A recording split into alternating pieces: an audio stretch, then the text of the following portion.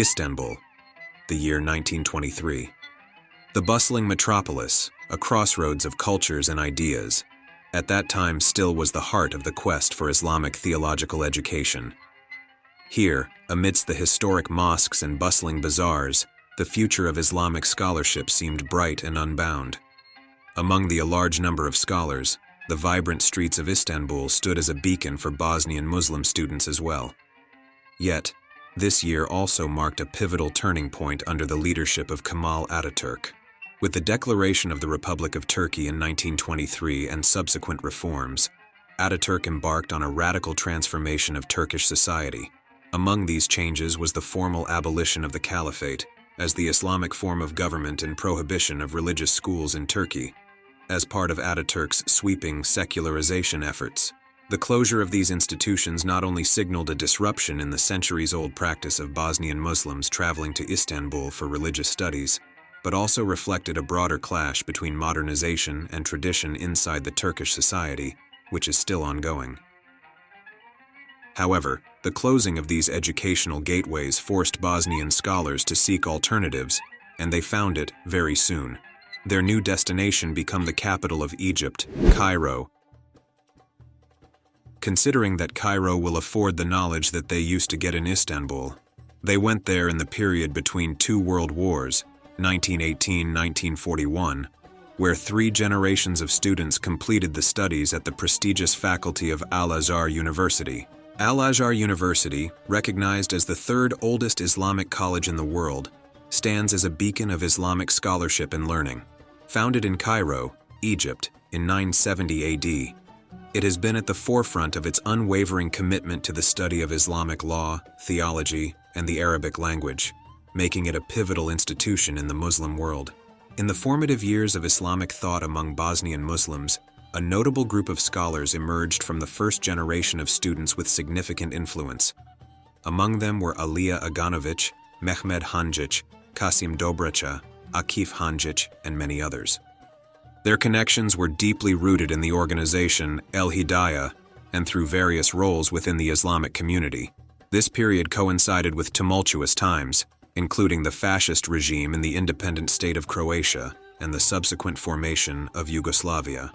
Alija Aganović, an alumnus of Al-Azhar University, played a controversial role at the onset of World War II, engaging the Muslim population in the Ustasha military units.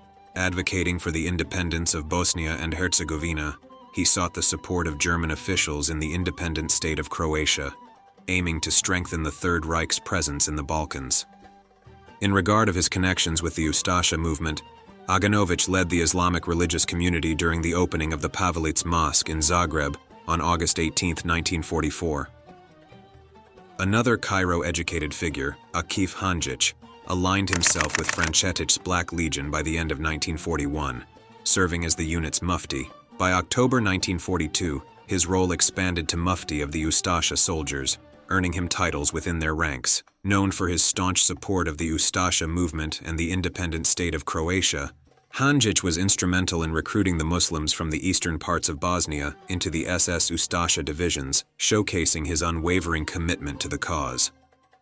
It was precisely the leading thought of the some Muslim mufti, and in 1942, several Muslim intellectuals, including Sarajevo Mayor Mustafa Softić, sent a letter to Hitler, emphasizing the need for independence of Bosnia and Herzegovina in relation to the independent state of Croatia, and inviting him to put Bosnia under the supervision of the Third Reich.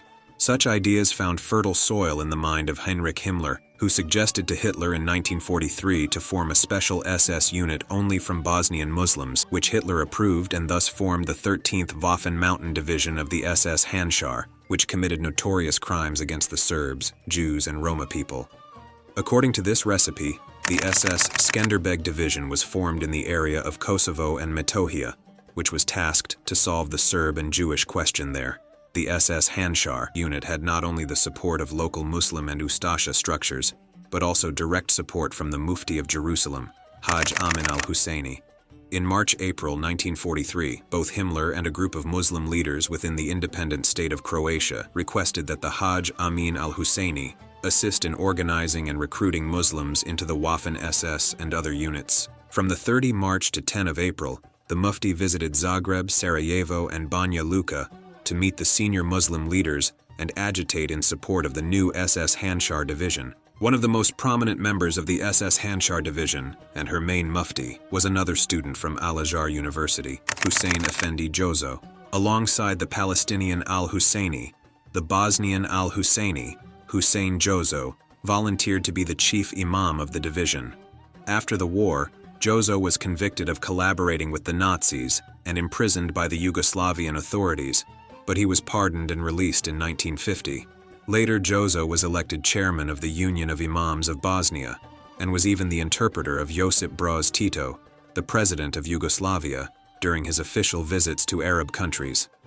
Mehmed Hanjic distinguished himself among his peers through his academic achievements and social activism at Al-Azhar University in Cairo, where he was deeply influenced by his mentor, Abdu Aziz al-Jawish, a key figure in the foundation of El-Hidayah and the Association of Young Muslims in Egypt. Bringing his learnings and experiences back to Sarajevo, Hanjic established the Association of Muslim Youth and initiated the publication of a magazine titled El-Hidayah. Within this framework, he also founded a branch youth section known as Young Muslims. Within this generation of students, there were those directly involved in the actions of the Ustasha movement, while others, arguably more moderate, such as Mehmed Hanjic, were instrumental in initiating the notable Sarajevo Resolution. This resolution condemned the persecution of Serbs, Roma, and Jews in the independent state of Croatia. Today, Muslim political elites often reference this as a counter-argument to accusations of collaboration with the Ustashas. However, the situation is complex, given that some signatories, including Alija Aganovic, Hussein Jozo, and Akif Hanjic, had known affiliations with the Ustashas.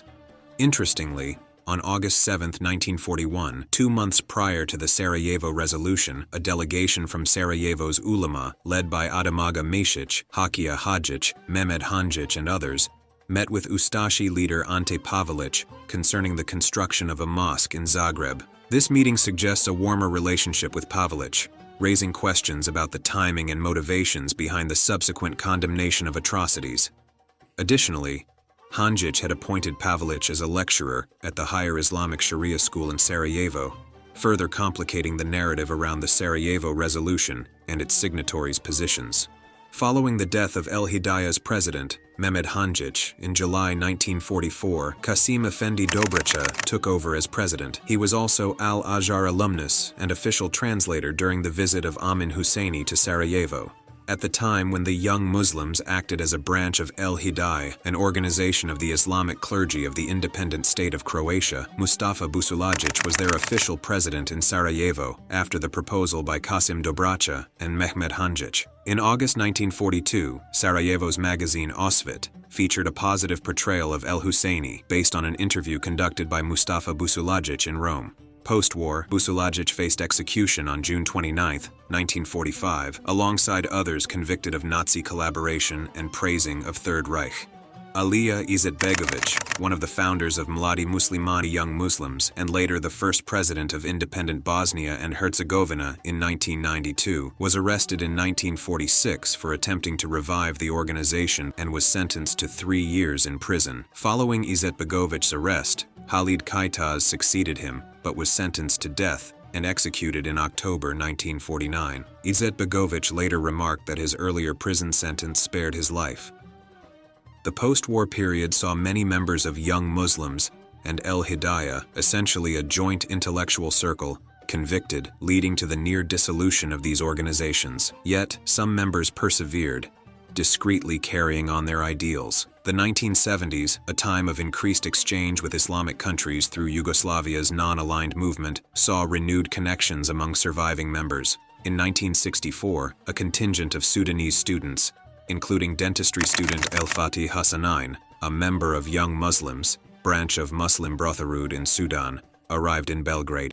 In the 1970s, Hassanain's visit to Sarajevo sparked interest in reconnecting with Young Muslims members from Bosnia, including Hussein Jozo and Kasim Dobrica. Despite initial resistance by other members, only Alija Izetbegovic embraced Hassanain's idea of uniting under a single organization, leading to the translation of Islamic books from Arabic and English language. During this period, Alija Izetbegović was already working on his seminal work, Islamic Declaration. In 1977, El-Fatih Hassanein took the manuscript to London for better corrections, review, and print by his Muslim brothers. The publication of Islamic Declaration, which articulated the principles of fundamental Islamism through pan-Islamism, became a pivotal moment. On the early morning of March 23, 1983, authorities of the Socialist Republic of Bosnia and Herzegovina arrested Alija Izetbegović, along with other young Muslims. This led to the initiation of the Sarajevo process. The charges against them included their book, their fundamentalist ideology, and a trip to Iran in January 1983. The trial concluded with the accused being found guilty of attempting to undermine the constitutional order, resulting in a collective sentence of 89.5 years in prison, with Izetbegović receiving 14 years. The Supreme Court of Bosnia and Herzegovina marginally reduced his sentence to 12 years, and following an appeal to the Federal Court of Yugoslavia, it was further reduced to 9 years for verbal delict. Izetbegović served 5 years and 8 months, gaining his freedom on November 25, 1988. In 1990, Alija Izetbegović reprinted his book, Islamic Declaration, without any modifications to its content. This document, characterized by its ideological alignment with the Muslim Brotherhood and pan-Islamism, served as the foundational political manifesto for the Party of Democratic Action, SDA. The SDA, established as the first political party in Bosnia and Herzegovina, adopted this declaration as its official platform. 1 year before Izetbegović will leave the prison, in 1987, El-Fatih Hassanein and his brother Sukarno established the Third World Relief Agency in Vienna. The organization played a crucial role in mobilizing support for Muslims in Bosnia and Herzegovina, with significant backing from the Muslim Brotherhood. In May 1990, shortly after his release from prison, Izetbegović, together with the leading members of the Muslim Brotherhood and Young Muslims organization, founded the Party of Democratic Action, SDA. In accordance with the doctrine of this ideology and political Islam, they nominally advocate democracy and universal values at that moment. But after they become the majority in the specific society and state, they will transition to the doctrine of civilizational jihad and the idea for the establishment of Sharia law. What is interesting is that Izetbegović also led his son Bakir on meetings with El-Fatih Hassanein, who later performed the function of a Muslim member of Bosnia and Herzegovina presidency and is still the president of the SDA today. In 2014, Bakir Izetbegović welcomed the delegation of the Muslim Brotherhood in the presidency building, where a photo was created with their famous four fingers greeting. One more prominent member of the SDA party with links toward Muslim Brotherhood is Bisera Turković, former Foreign Minister of Bosnia. 15 days before her appointment as Minister of Foreign Affairs in 2019, she visited jihadi clerk and spiritual leader of Muslim Brotherhood, Yusuf al-Qaradawi, who also supported the arrival of the jihadi warriors during the war in Bosnia. At the time of war, Bisera Turković was the ambassador of the Bosnia and Herzegovina in Zagreb, and worked closely with the Third World Relief Agency officials on terrorism sponsorship deals and money laundering. Even during the war, Bosnia and Herzegovina was visited by some of the leaders of the Muslim Brothers, such as Dr. Abu al-Fotu, a member of the Brotherhood's Guidance Bureau, and Ahmed al-Malat, former Secretary General of the Muslim Brotherhood, who held the sermon against Serbs on that occasion. El-Fatih Hassanein, through his leadership of Third World Relief Agency, became a pivotal figure in financing the Bosnian Muslim cause, facilitating the delivery of weapons, humanitarian aid, and the transport of Mujahideen fighters. Referred to as Izetbegović's Minister of Finance, Hassanein's efforts included interactions with associates of Osama bin Laden for fundraising purposes. A bank account in Vienna served as a conduit for approximately $350 million, earmarked for the Bosnian war effort. This strategy, dubbed the Bosnian model by American investigators into al-Qaeda's financing, involved masking funds for weapons as humanitarian aid to ensure the transactions appeared legitimate. While some have compared Fatih al-Hassanein's role in the Bosnian jihad to the dubious part played by Haj Amin, the Grand Mufti of Jerusalem, in the Balkans during World War II, it's probably most accurate to give the Sudanese the name bestowed on him by Western investigators, Aliya's bagman. Hassanein skillfully used his ties to Sarajevo and Khartoum to support the Balkan Jihad. In March 1992, Hasanin was granted a diplomatic passport, and Izetbegovic requested that foreign governments treat the Sudanese as a senior official of the Sarajevo government, enabling him to transport funds to Slovenia and Croatia without police intervention. Austrian investigators discovered that from 1992 to 1995, approximately $350 million flowed through this account, contributed by governments of Islamic countries and radical Islamic movements. Among these donors was Osama bin Laden, who resided in Sudan until the mid-1990s. The Third World Relief Board of Directors included prominent figures from the Party of Democratic Action, such as Hasan Cengic, who was arrested together with Alija Izetbegovic in 1983 during Sarajevo process. At that time, he was mufti in the city of Stolac. After the war in Bosnia, he was inscribed at the USA blacklist for terrorism activities and his role in Third World Relief Agency money laundering. Hussein Jivaj, who was also arrested together with Alija Izetbegovic in 1983 during Sarajevo process, and during the war was the Bosnian ambassador to Vienna and one or the highest-ranking officers of the Third World Relief Agency, and Irfan Ljevakovic. Austrian authorities considered Ljevakovic to be a key facilitator for the entry and settlement of jihadi fighters in Bosnia and Herzegovina as humanitarian workers. After the Austrian authorities launched an investigation into money laundering in 1994, Hassanian was forced to escape and did so by fled to Istanbul under the protection of his great friend Recep Tayyip Erdogan, at that time a mayor of Istanbul. In response to the challenges posed by the presence of foreign volunteers, the Bosnian government officially formed the El Mujahid detachment on August 13, 1993, with the aim of establishing control and order over these fighters. Države Bosne I Hercegovine I Vrhovne komande Armije Bosne I Hercegovine je priznata jedinica El Džihad kao jedinica armije I samostalna pod komandom njenom. The number of Muslim volunteers who came to Bosnia to fight varies widely, with estimates ranging up to several thousand. Ali Hamad, a Bahraini national who testified at the trial of Rasim Delic, a former Bosnian army commander, stated that he arrived in Bosnia in 1992 to participate in jihad against Serb and Croat forces. During his testimony at The Hague, Hamad revealed that some fighters were members of Al-Qaeda, aiming to establish a base to expand their operations. The Army of the Republic of Bosnia and Herzegovina have been basically the military wing of the global organization, the Muslim Brotherhood, with 99% of its members being Muslims. During the war, the 7th Muslim Brigade served as the military flagship of the Muslim Brotherhood in Bosnia and Herzegovina, consisting of both foreign and domestic mujahideen. Today, the command staff of this brigade occupies top positions within the armed forces of Bosnia and Herzegovina. The former commander of this brigade, Senad Mashovic, was until recently the chief of staff of the armed forces of Bosnia and Herzegovina. The presence of foreign mujahideen fighters in Bosnia led to numerous and egregious crimes against both Serbs and Croats. One of the most heinous acts involved the beheadings of Blagoj Blagojevic, Nenad Petkovic, and Branislav Đurić, a Bosnian Serbs captured in central Bosnia in 1992. The photograph of a French citizen, Christophe Akaze, a mujahideen fighter with Blagojevic's severed head, highlighted the brutal tactics employed by some foreign fighters during the conflict.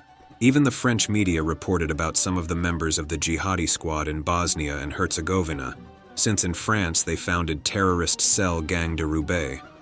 Exaltés lors du djihad, la guerre sainte en Bosnie, Christophe Caz et Lionel Dumont. Là-bas, ces deux garçons vont s'aguerrir sous la coupe de la plus redoutable des milices, la brigade El Moudjahidine, celle-là même qui fut à l'origine des réseaux d'Al-Qaïda. Ils en ressortiront survoltés et violents. La presse les surnommera les Ch'tis d'Allah. After the war, the El Mujahid unit was disarmed, but many of the former fighters stayed after taking citizenship based on certificates stating that they were part of the Muslim Bosnian army. According to media reports, more than 741 people connected to the Mujahideen received citizenship after the war. Dragi vojnici, dakle, čestitam vam na pobjedi, još jedanput. Zahvaljujem vam se ispred našeg naroda za ono što ste učinili. Došao sam da vas vidim. Učinili ste vrlo važnu stvar. One of the main people in charge for these jihadi warriors' citizenship was Safik Jaferovic, a prominent member of the Izetbegovic Party SDA, and former Muslim member of Bosnia and Herzegovina presidency. After they received citizenship of Bosnia and Herzegovina, they formed communities, usually in rural areas, where their teachings of Islam spread. Until today, some of these communities remain as purely Islamic settlements and paregimets, where their residents enforce Sharia law and Wahhabism. Some of them were engaging in war in Syria on the side of ISIS, and some were recruiting youngsters on different ways, which in 2015 resulted with the terrorist attack on the Zvornik police station in Republika Srpska. On this occasion, one policeman was killed and 2 wounded. The executor was youngster Nurdin Ibrić, and his family confirmed that he was close to the radical Islamic circles and part of Wahhabi community. The trajectory of Islamic thought and activism from the teachings of Al-Azhar University in Cairo to the political and military engagements in Bosnia and Herzegovina traces a complex lineage of ideas, movements, and individuals. As time progresses, the relevance of what Alija Izetbegovic wrote in the Islamic Declaration continues to be a topic of discussion, particularly in terms of its applicability to the aspirations of Muslims, especially in Europe, and he written exactly this. We must therefore be first preachers and then soldiers. Our weapons are personal example, the book, the word. When is force to be joined to these? The choice of this moment is always a tangible one and depends on a series of factors. There is, however, a general rule. The Islamic movement should and can start to take over power as soon as it is morally and numerically strong enough to be able to overturn not only the existing non-Islamic government, but also to build up a new Islamic one. This differentiation is important because overturning and building do not require an equal degree of psychological and material readiness. The realization of this ideological and political platform of the Muslim Brotherhood can best be understood through a case study of the destruction of the historic Serbian Christian community in the Muslim part of Sarajevo. After the war, Orthodox Christians exhumed their dead and carried them as they left their ancestral and historical territories. They had defended their homes during the conflict, but according to the Dayton Peace Agreement, these areas came under the control and authority of Izetbegovic's Party of Democratic Action, representing the Muslim Brotherhood. Aware of the experiences of their compatriots who were held as hostages in the Muslim part of Sarajevo during the war, where they endured systematic terror, rapes, camps, and physical annihilation, the Serb Christians dug up their dead and carried them into the unknown. In addition to that, an interactive map of 211 detention sites, prisons, and camps reveals thousands of Serbs, citizens of Sarajevo, were imprisoned, tortured, and killed. The modus operandi of the Muslim Brotherhood, or radical Islam, has been to portray their victims as criminals and themselves as the sole victims. The consequence of such a strategy is that the historical Christian Serbian community in the Muslim part of Sarajevo is now virtually destroyed, and the city has become the headquarters of the Muslim Brotherhood for Southeast Europe.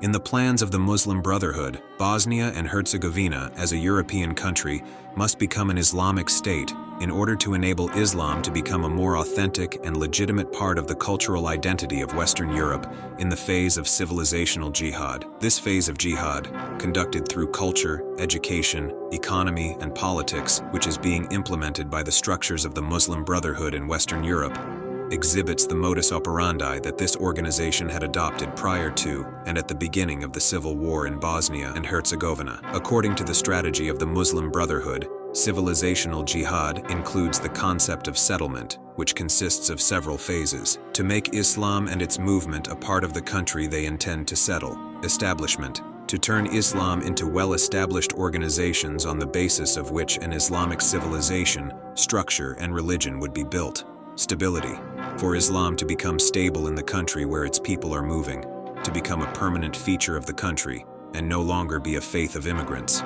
Domestication, for Islam to be domesticated within the souls, minds, and lives of the people of the country it moves through. Rooting, for Islam to exist and not be a transient episode, to be rooted and fortified where it is located, and for it to not be an unknown plant on that soil. To the uninitiated observer, these plans might seem to have nothing particularly bad, and that everyone is merely seeking their place under the sun. However, the Muslim Brotherhood, along with other radical Islamist structures, believes that no human law or institution should exist above God's law, Sharia.